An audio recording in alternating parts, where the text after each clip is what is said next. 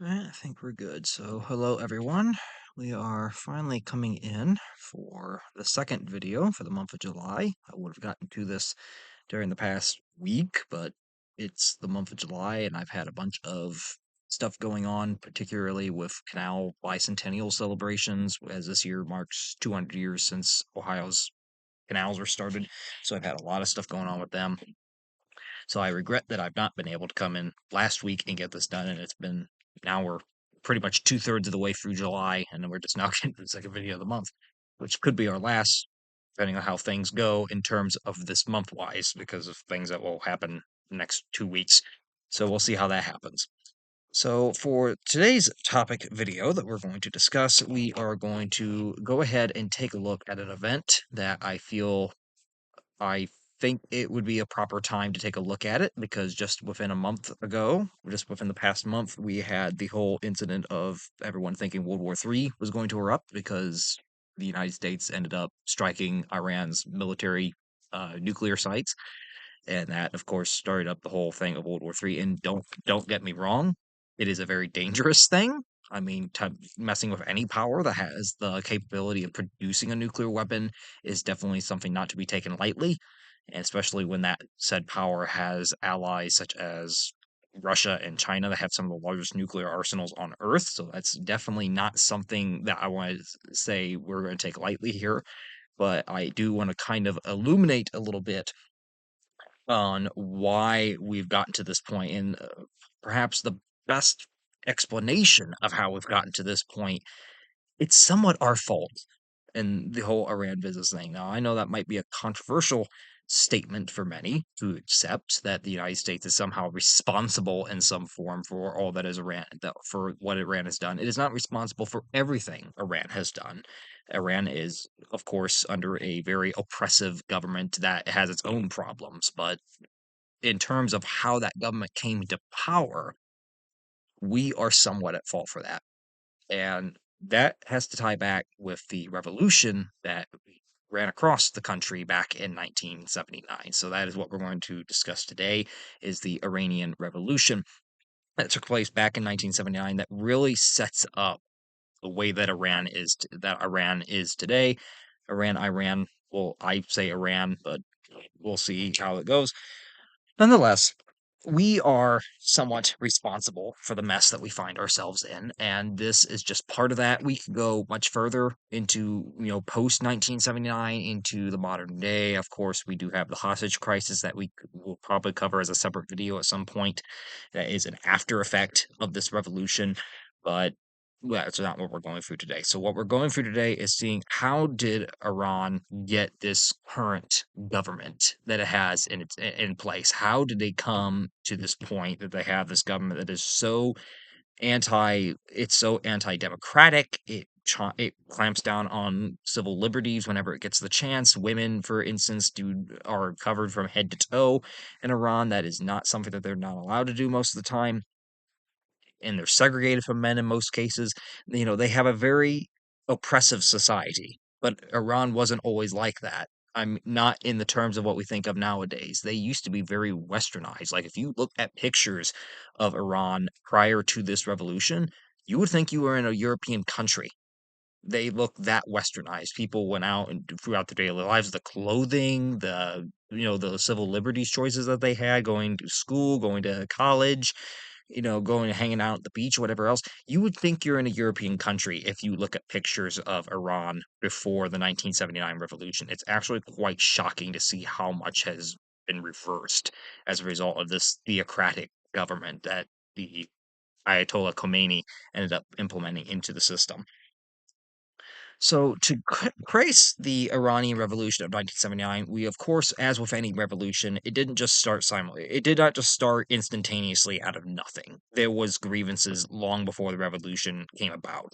And the furthest back that we can really trace the beginnings of that is with the overthrow of the Kar dynasty back in the 1920s, and that is when the Pahlavi dynasty, that will eventually be overthrown in that revolution, is going to end up coming to power and instituting westernization within the country, which will end up contributing to that. So Iran going into the 20th century, coming out of the 19th century, it's going to be ruled by the Kahar dynasty. The Kahar dynasty had united Iran back in the late 1700s. They had ruled it ever since. However, they were by the early 20th century not well liked by their people. They pretty much ran a secular Iran where the secular intellectuals and the Shia clergy were angered by the Khar's failure to resist foreign economic influence and political interference within Iran. This is what drove the Pahlavi dynasty into power. There was a desire among the Iranian public going into the early 20th century that did not like the foreign meddling in their politics, that did not like the foreign meddling in their economy. Mostly, as we well know, going into the 20th century, what is the big economic driver of the Middle East? Oil. And Iran has tons of it. And of course, the European powers, most notably Britain, who controls their colony of India to the south, and Russia at that time, the Russian Empire to the north, who also borders Iran, they are going to be the two main countries trying to get oil concessions in Iran, trying to get that into their economy. And that is going to be a big driver of economics going into the 20th century. However, there are quite a few Iranian public citizens who are noticing the government under the Kahar dynasty is not posing foreign ownership in our economy. They are not really leaving a lot of room for local Iranian businesses to control Iran's oil supply. They're also not doing much to prevent these countries from meddling in our politics whenever it would suit them to get a better oil concession or something of that regard. So this is something that they are coming into contact with in the early 20th century, and the Kahar dynasty is rapidly becoming unpopular. And let's be clear, there is a desire for reform. The westernization part isn't necessarily there yet either. Now, in 1905 to 1907, between those 2 years, Iran would undergo what would be called the constitutional revolution under the Kahar dynasty. There would be economic strikes and protests in most of Iran's major cities, and eventually a constitution would be drawn up in October of 1906 that would limit royal power and create an elected representative parliament, the Majlis. Now, the Shah would die 3 days after signing that document. Now, the Shah is king of Iran. That's what they call him. They call it a Shah. And new laws would be implemented in early 1907 that would provide for freedom of speech, press, and association within Qarian Iran. Unfortunately, this was not going to be enough. There was still widespread discontent with the Kahar dynasty. There was still foreign economic influence, which of course did not abate once the Great War got underway in the 1910s. We saw World War I see the victorious Great Allied Entente then go out into the Middle East, reshape it in their image at the same way of with the collapse of the Ottoman Empire. And Iran's kind of thrown into that too because they're a regional power. And of course, the foreign interference did not end even with the constitutional revolution. It continued, it got worse. So, democratization in Iran would continue throughout the 1910s, and eventually the Kahar dynasty would be overthrown in 1921. Power would be seized by a young military officer, Reza Khan, who would take the throne as Reza Shah Pahlavi, starting the Pahlavi dynasty in 1921. I believe it actually, yeah. So Reza Shah Pahlavi is now in power by the mid 1920s in Iran, and he is going to hold two main objectives for his reign, going in what he wants to make Iran into. He realizes what brought him in. He wants to try to appease that, but he also wants to make Iran. He thinks that the way to make Iran more placeable to the Western powers is to make Iran more like the Western powers, and thus they would be less inclined to take advantage of the country. So his idea is to strengthen the central government while at the same time modernizing Iran by aligning it closely with Europe and westernizing it. And this would be an aspect that would be held by his son, who would eventually be the one that would get overthrown. Now, as a part of Iranian modernization, Reza Shah would implement several reforms. Among these were he would limit power of the religious hierarchy, so he would limit the power of the Islamic clerics within the country to actually govern things. He would also create a secular education system, which would include the establishment of the University of Tehran in 1935 and allowed women to attend universities for the first time. He would also codify laws by prohibiting clerics from being judges and implement a European dress code in 1932 and forbade the wearing of the veil in 1936. Now, despite Reza Shah's popularity, his intolerance of political dissent would alienate both the Shia Islamic clerics within the country and intellectuals within the country that had worked at the local universities, much like the Kahar dynasty before. The Pahlavi's dynasty's biggest shortcoming was they could not take criticism. They would not take it. It wasn't a matter that they couldn't, they would not take it. If you were caught criticizing the Shah, you were usually, you could be murdered, you could be tortured, you could be arrested, you could be anything.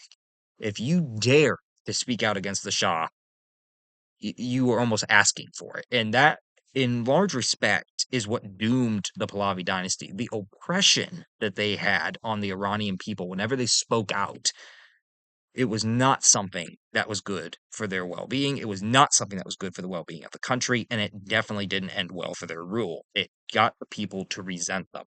And his son, Reza Shah's son, would be just as guilty of this. And this is ultimately a very major contributing factor into what would cause the Pahlavi dynasty's fall. Now, in 1941, during World War II, Iran was invaded by both Great Britain and the Soviet Union, who feared that Iran's government would end up joining the Axis powers. There had been pretty decent, very positive talks ongoing between the Iranian government under Reza Shah and that of the Nazi Germans and of course the Italians. So there was communication going on between the Axis powers, and there was a concern among the Entente that the oil in Iran, if that fell into German hands, it could, of course, give a valuable boon to the Germans in the war. So, of course, they don't want that to happen. They end up jointly invading Iran in 1941, facing almost very little opposition. Reza Shah, as a consequence of that invasion, would end up abdicating his throne on September 16th, and in his place, his son, Mohammad Reza Shah Pahlavi, would take the throne. And it is Mohammad Reza Shah who will end up being the one that gets overthrown permanently. So before we go on further here,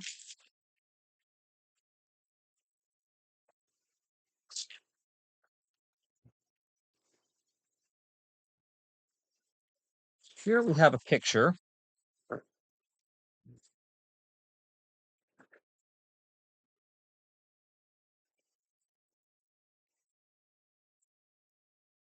of Reza Shah Pahlavi. This is the first of the Pahlavi dynasty who gets instated in the 1920s and then abdicates during World War II. He was a westernizer. He tried to modernize Iran. He started many of the modernization projects that would be continued under his son during his rule. This is his son, who will end up being the last Shah, Mohammad Reza Shah. This, of course, was taken much later on, later in his reign. So when we mention the Shah from here for most of the Iranian Revolution and what we're talking about in 1979, we're talking about this guy. This is the Shah at the time.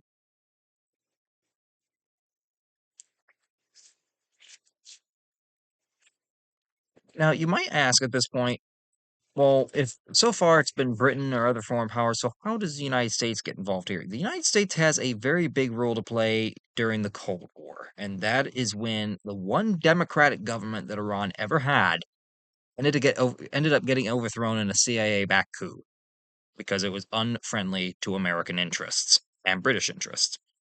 Now, Iran was occupied after the Soviets and the British invaded in 1941, and after the abdication of Reza Shah, Iran was occupied for most of the remaining duration of World War II, which would further discontent by native Iranians who thought that Western nations were taking advantage of them by occupying their nation. Food shortages, inflation, and the presence of foreign troops would affect Iran during World War II, which would lead to even further problems. This would lead to a surge of support for the Communist Tudeh Party, which was, of course, not going to be acceptable after the war, with the Cold War going on, because the British and the Americans were not about to allow a major oil-producing country to fall into the Soviet sphere of influence. Now, Iran's most profitable export, oil, as we know, was a major catalyst for its foreign relations. It used oil as a negotiating bargaining chip for almost everything it did in terms of foreign relations with other countries. Now, both the United States and the Soviet Union would compete for oil concessions through negotiations in 1944 and onward, However, Soviet troops would end up withdrawing completely from Iran in 1946 after an oil agreement was officially signed between the two countries. American troops, however, and British ones would remain in the country even after the war was over. Most supposedly at the Shah's invitation, which could have also been a hint by the Shah that he had discontent brewing at home. He didn't know if his military would be enough to quell any uprisings or protests that would come about, so he kind of wanted the foreign military presence to maybe act as further security for his rule. Beginning in 1948, after World War II, there were calls that began in Iran for the nationalization of the Iranian oil industry to keep it in Iranian hands, to get it out of the American and British economic spheres, and to put Iran's oil purely in the hands of Iranian oil companies and purely within the hands of the Iranian government to be sold for the benefit of the Iranian people. The British government, which was earning quite a bit of revenue off of the Iranian oil, but through their Anglo-Iranian oil company, they had a bit of a problem with that because the Anglo-Iranian oil company, excuse me, the Anglo-Iranian oil company, in the process, it was earning more revenue from the oil operations it had in Iran than it was paying the Iranian government in royalties in order to operate there. So they stood to get hurt quite a bit should the Iranian government actually move to readjust that trade agreement or to simply cut them off. Now, on March 15th of 1951, the Majlis, under the leadership of soon-to-be Prime Minister Mohammad Mossadegh, would vote to nationalize the oil industry. Now, Mossadegh is going to be a pivotal figure, and this is Mossadegh. He was the democratically elected prime minister of Iran in the early 1950s, and he's going to end up getting overthrown simply because he's trying to get rid of foreign influence. What would end up happening was the Iranian parliament would ask the Anglo-Iranian oil company, which would eventually become BP in many regards, they would ask it was which a branch of the British Petroleum Company, which became BP. But the parliament would ask the Anglo-Iranian oil company to basically let them review these royalty payments and everything else, basically see the profits that this company was actually getting compared to the royalties they were paying, and then based off that information, make a renegotiation of royalty terms. Knowing what would likely happen if the Iranian government found out that they were making far more revenue than they were paying in royalties, the Anglo-Iranian company and the British officials in charge of it denied access to the Iranian government to even try to undo this audit. As a consequence, Parliament, under Mossadegh's direction, ended up nationalizing the oil industry in Iran, trying to kick out all foreign oil companies out of the country and put all the oil industry within Iran purely under Iranian control, not under British control, not under Soviet or American control, in Iranian hands. Now, Mossadegh's popularity, his anti-Western politics, and nationalization of oil would end up causing conflict between him and the Shah. The Shah is being backed by the Western allies. He's being backed up by the Western forces who see him as a stable, strong leader in the Middle East who they can kind of use as an ally in that region to keep back Soviet influence. So they're going to be willing to do almost anything they want to keep him in power. And Mossadegh they see as a threat to that. Mossadegh is against the westernization of Iran, much to the Shah's dismay. He's against the modernization efforts. He is against the foreign companies having influence in Iranian economics. So this comes to be a little bit of a tension between him and the Shah. And of course, the British and the Americans are more than happy to back the Shah, given that they don't like him too much either, since Mossadegh is threatening to cut off their oil supply for the country. In June of 1953, the United States and UK spy agencies would orchestrate the overthrow of Mossadegh in what was called Operation Ajax. Mohammad Reza Shah, in league with the CIA, would dismiss Mossadegh as prime minister, which would result in 4 days of riots that forced the Shah to flee Tehran and the country as a whole. On August 19th of 1953, pro-Shah forces would end up being backed by the United States and British defeat, which would end up defeating Mossadegh's forces. So there was a civil war in Iran for a little bit after the dismissal of Mossadegh. The Shah fled like a coward, and then asked the British and the Americans basically to get him back in. So they end up backing the pro-Shah forces within the country, and a brutal civil war ends up going about between these interventionist coup forces and those under the Iranian government's control under Mossadegh. And Mossadegh would end up losing this fight. The Shah would return to Iran, and Mossadegh would be imprisoned for the remainder of his life until the 1960s. Now, upon regaining power, the Shah would implement political affiliation to focus power in himself. He would repress the nationalist and communist parties going thereon forward.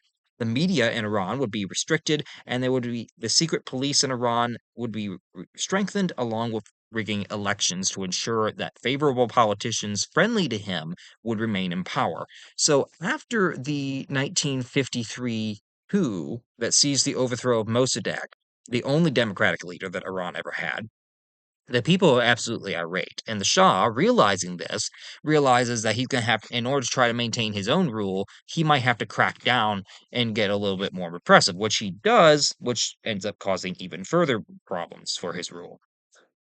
Now, the Pahlavi dynasty seemingly lacked any commitment, as we've probably noticed so far. Most Middle Eastern countries have some sort of a commitment to the majority religion of the region, Islam. And the Pahlavi dynasty, ever since Reza Shah, had pretty much not done anything to really promote Islamic scripture. It had not done much to promote Islamic law. It had not done much to go into the terms of religion in Iran. It really wasn't a religious state. And this caused immense displeasure with the Shia Islamic clerics in Iran. Modernization efforts, including the adoption of European customs, were seen as an erosion of traditional Islamic values within the country by these clerics.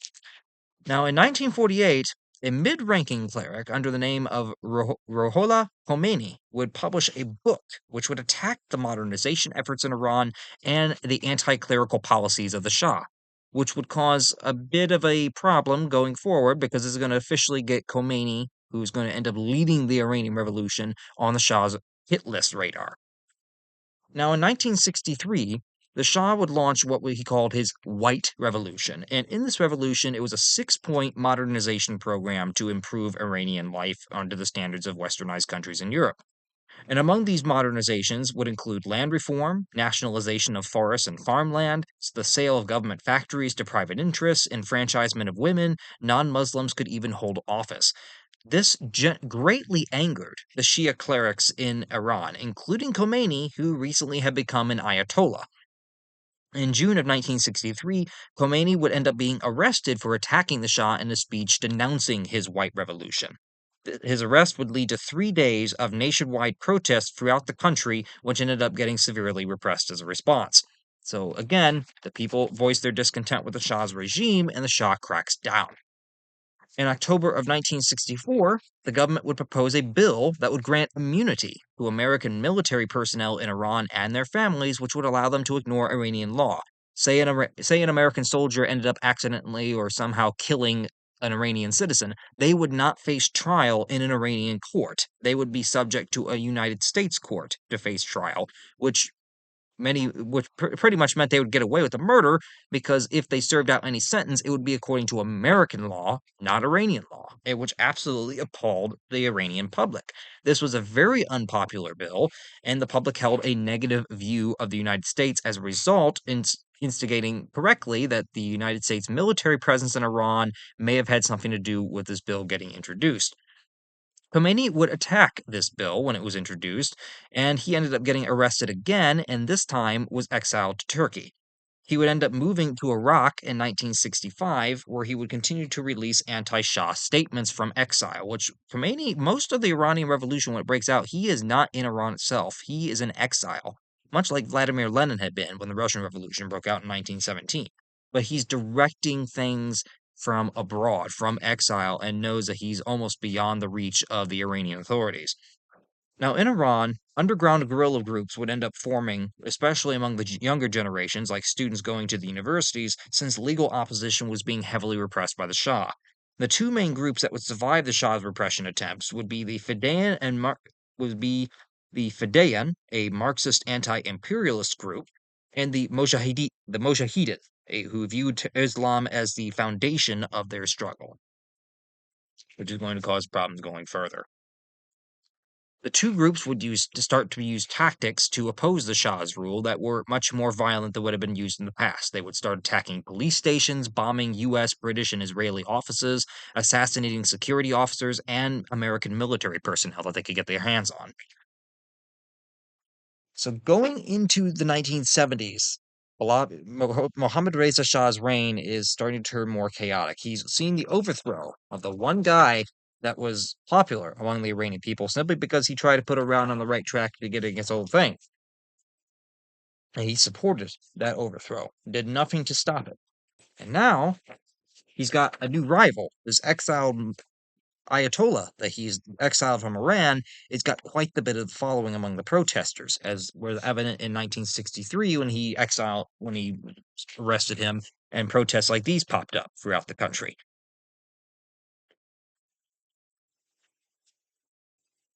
And Khomeini wasn't silent either. I mean, right here we have a picture of Khomeini, which we've probably all seen a picture of him before. And then here we have another picture of him when he went in the later stages as the revolution's breaking out, when he was in exile in France, meeting the press and giving press conferences from there, which he would use as a major springboard for his ideas, was giving them to mass media, had wider media coverage in France than he would have had if he stayed in the Middle East. Now, by 1976, the Iranian economy was struggling. There was an overdependence on oil revenue, and inflation and soaring house prices ended up coming as a result. By 1978, 60,000 foreigners, which included 45,000 Americans, were in Iran itself, and many Iranians saw this as an erosion of Iranian character and Islamic values, which were caused primarily by the Shah's modernization program. The political repression would increase as the Shah made Iran a one party state, raising concerns with human rights leaders, including US President at the time Jimmy Carter, who viewed that the Shah was getting far too dictatorial in his crackdowns to repress these protests. And that would cause a strain in US and Iranian relations going into that revolution. To appease international concerns, the Shah would release political prisoners and announce legal protections for citizens. There would be new political groups, however, that would use that new freedom to organize. As he released these political prisoners, many of these prisoners, for the first time, would use these new freedoms of, like, getting back the legal protections for, like, freedom of speech and all that. They would use it to their advantage to start organizing and opposing the Shah's reign again. In 1978, protests in Iran were led by religious figures and would draw support from more traditional groups and urban working classes than they had previously. Banks, nightclubs, movie theaters, and police stations became a common target of these protesters as they would use calculated violence to achieve their goals, as they sought to do against basically targeting objectionable features of the regime that had to do with Western modernization of the country. Banks represented oil revenue and the Western economic influence. Nightclubs and movie theaters, that was both a thing of Western culture that had been brought to Iran under the Shah. Police stations were a symbol of the repressiveness of the Shah and the secret police and the military and the state. So all these were targeted violence acts. They would burn these places, they would kill people in them, they would assassinate, whatever they had to do to make a message. The protesters would begin using anti-Shah slogans in 1978 and urged the using of Khomeini as the face of the revolution and the proposed leader of a new Islamic Iran. Khomeini would urge further demonstrations from exile in France while warning against any compromise with the Shah regime. But leads us up to the doorstep of 1978. So slowly, after 3 decades of rule, Mohammad Reza Shah has slowly been, at the same time, modernizing Iran in the same way that his father had. He's been slowly getting more and more brutal in his crackdowns on protesters and his crackdown on opposition to his regime and anyone that opposes him. And this has fostered more and more discontent within the country. No one wants the Shah in power hardly anymore. There are those that are still pro-loyalist, but it is far within the minority. And the main protests that will end up kicking off this revolution will ignite after Ramadan ended on September 4th of 1978, when protests would spread across Iran, and many of them ended up turning radical. Martial law ended up being declared in several Iranian cities, including the capital of Tehran, And on September 8th, what became known as Black Friday, there were over 20,000 pro-Khomeini protesters who ended up gathering in Jela Square. And in this square, opposing the Shah and his rule and going up against his soldiers, the Shah ordered his troops to fire into a crowd of 20,000 that had gathered, killing possibly hundreds. It is not known to this day exactly how many Iranians ended up dying in that massacre, but the rebels from them forth called it Black Friday. Khomeini, now living in France, was able, as we said, to use a wider exposure to global media in order to try to you know, get the world on the side of the rebels, get them to see the evils of the Pahlavi regime, get them to see the evils of what they have been supporting and to support these rebels and stand with them. And he was able to use the many journalists and media and news outlets that would go to his chateau in France where he was in exile, and he would talk with them and tell them what was going on, what he was hearing from his home country.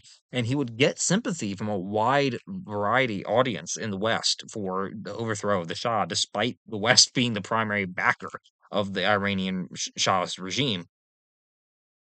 By September, workers in the oil and public sector were even striking for better pay and working conditions. As a result, Iran's economy came to an absolute halt by November with the result of these strikes. Pretty much the entire Iranian economy had shut down during these protests in late 1978, which would start out as labor strikes against job conditions and stuff like that, ended up transferring into a hatred of the Shah regime, and they would rapidly become very anti-Shah in their nature.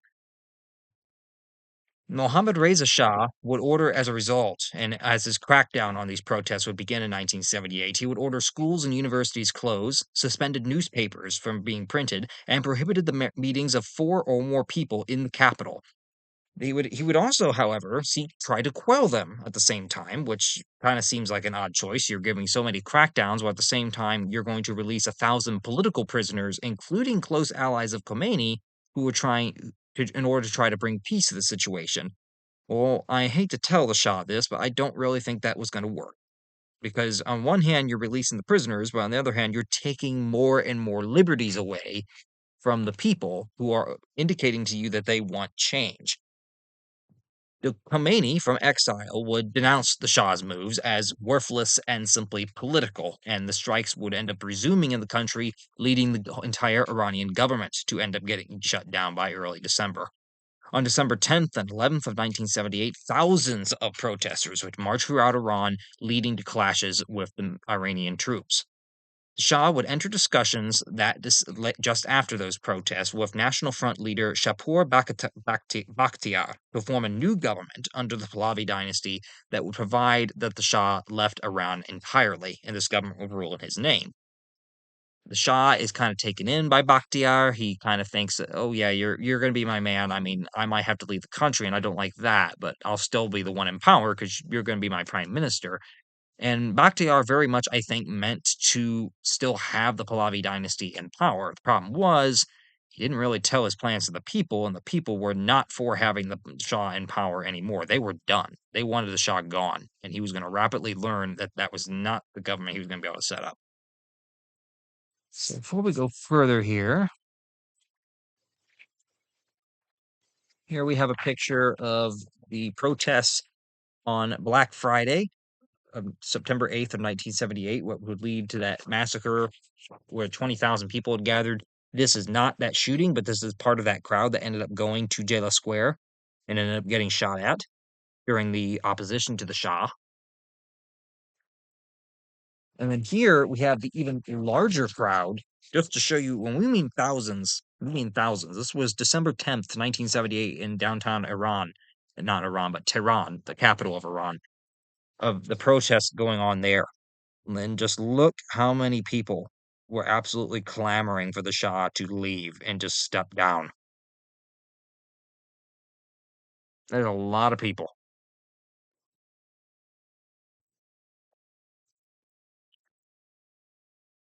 On January 3rd, the Shah had reached an agreement with Bakhtiar to form a new government, and the Majlis would vote in favor of Bakhtiar's new government being formed on January 3rd of 1979.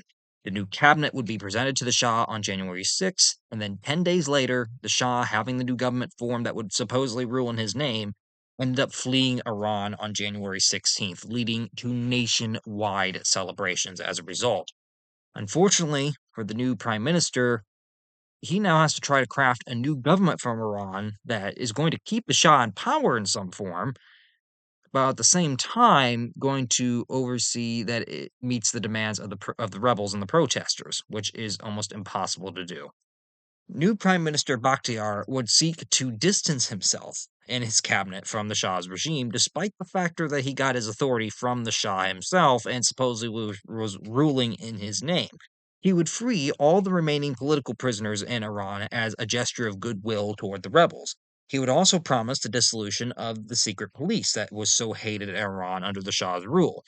He would end up winning support of moderate clerics, but most of the demonstrators wanted to completely end the monarchy. They were not interested in having the Shah as a leader in any way, shape, or form at this point. And once they got word that Bakhtiar was still supposedly going to be trying to craft a government in which the Shah maybe just had a lesser role and less power, they weren't happy with that. They wanted the Shah absolutely out of the country, wanted him not even there, and they did not like the idea of, okay, we're just going to do this.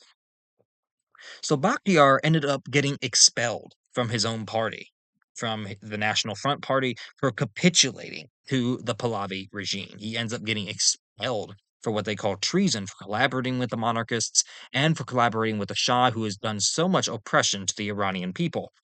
Khomeini would end up declaring Bakhtiar's government illegal from exile, and he would demand a street referendum on January 29th that would lead to over 1 million demonstrators in Tehran in a massive show of support for Khomeini. By February 1st of 1979, and this ended up happening because Khomeini ended up getting invited by Bakhtiar. He ended up getting invited to return to Iran. And at first, Bakhtiar had kind of gone along the route thinking that, well, we'll kind of create like a Vatican City like state within a Tehran for Khomeini and his clerics to rule. And that way they can have some influence, but we aren't going to let them into the government. He thinks that he can get Khomeini to go with this. Unfortunately, his big mistake was thinking that Khomeini would go with that, and that Khomeini wasn't going to let his immense popularity be used to his benefit, which he did. Upon his return, he, illegitimized Bakhtiar's government. He said that, you guys, you're not the legitimate government here. I am the person that will make this government, and I do not think that the people should be listening to you. So he ends up getting Bakhtiar's interim government overthrown. And on February 1st of 1979, Khomeini would return to Iran after going abroad one last time and then coming home. So he comes home with Bakhtiar, goes back home to France for a short time while tensions increase, and then comes back. And upon his final return to Iran, Khomeini would officially declare the Mehdi Bazargan would be the prime minister of the provisional government. Bazargan had been the leader of the opposition to Bakhtiar, and he is now got Khomeini's backing to kind of be the person that the Iranian people should go to and trust. Bakhtiar, as a consequence, lost the support of the military and the Air Force, who both proclaimed loyalty to Khomeini. On February 11th, the army would announce its neutrality, leading Tehran to fall into rebel hands and ending the Pahlavi dynasty as a whole. So, although the Shah had left in late, about mid January, a government in his name was still ruling until mid February, a month later. When Bakhtiar's government got overthrown, that was the last straw. The monarchy was done. The new government would be whatever Khomeini wished it to be, and it was definitely not going to include the Shah. Now, despite a provisional government being formed in Iran under Khomeini, under the guise of him appointing Bazargan as prime minister, Iran as a whole remained in a very revolutionary state. It wasn't a revolution was done nowhere if Shah was gone and Iran's going to now just form a new constitutional democratic government and go back to what it was. That was not what's going to happen here. Khomeini was going to use every bit of the influence that he had gained among the Iranian people over the last 20 years to make a society in the image that he thought that Islamic society should be run. And that is where the problem comes. We created the conditions by backing the Shah so long as we did to allow someone like Khomeini to come in there and use the passion the Iranian people had to get rid of this oppressive ruler and then be willing to adopt whatever government that Khomeini came up with.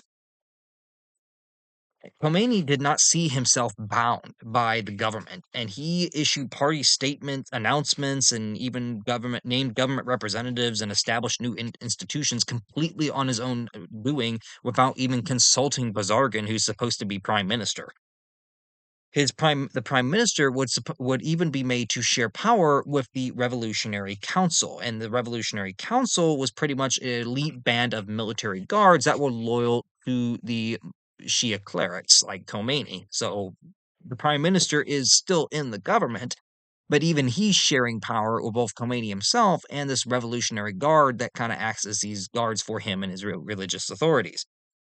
A new revolutionary courts would be established by Khomeini in order to try those associated with the Shah's regime and with reported crimes against the Iranian public.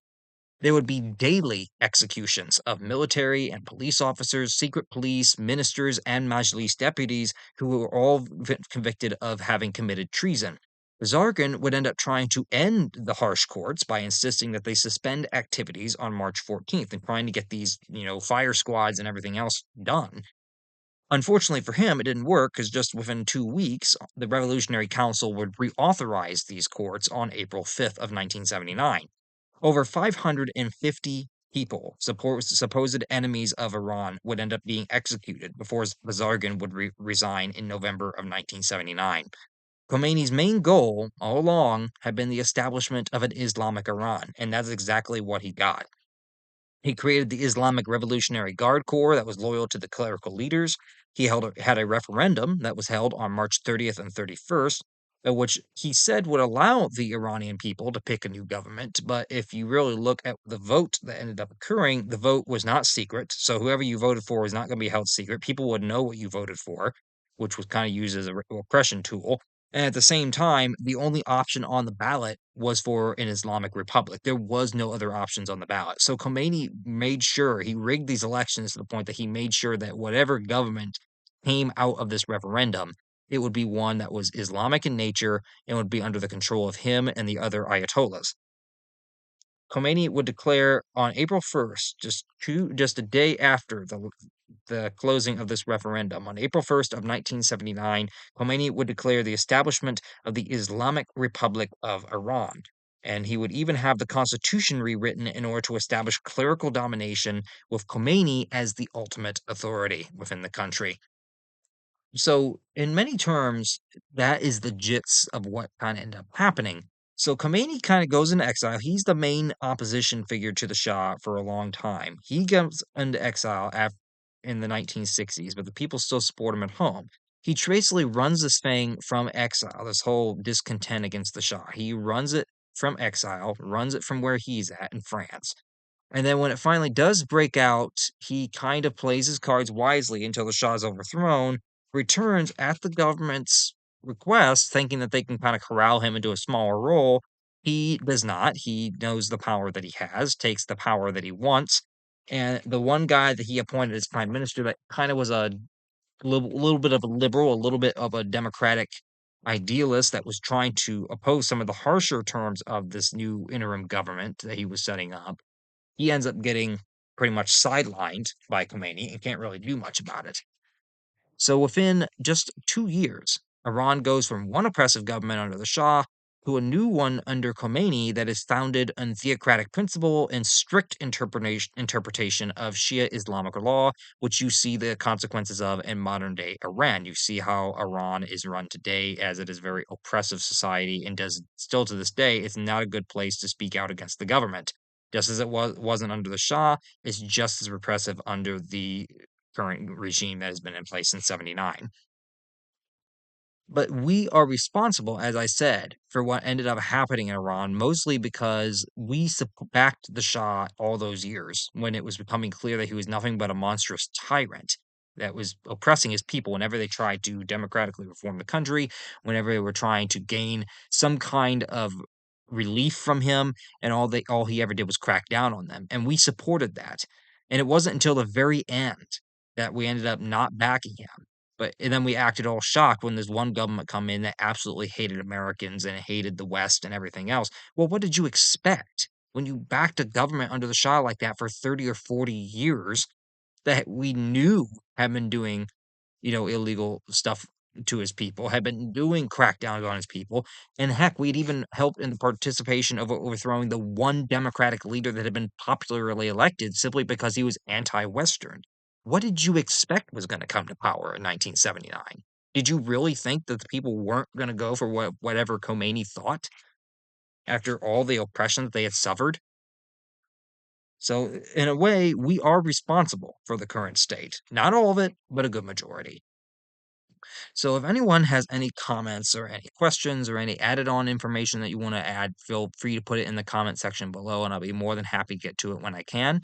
As for our next video, I don't know precisely what it'll be or when it will be next. I'm hoping next week, but depending on how things work out, it could be August because I got quite a bit of stuff going on next week, and then I'm going on a vacation trip the week after. So if I can't get to next week, it's going to be at least 2 weeks before I can get to another video. So we'll see how it goes. I will try to aim for it then, but we'll see how we go.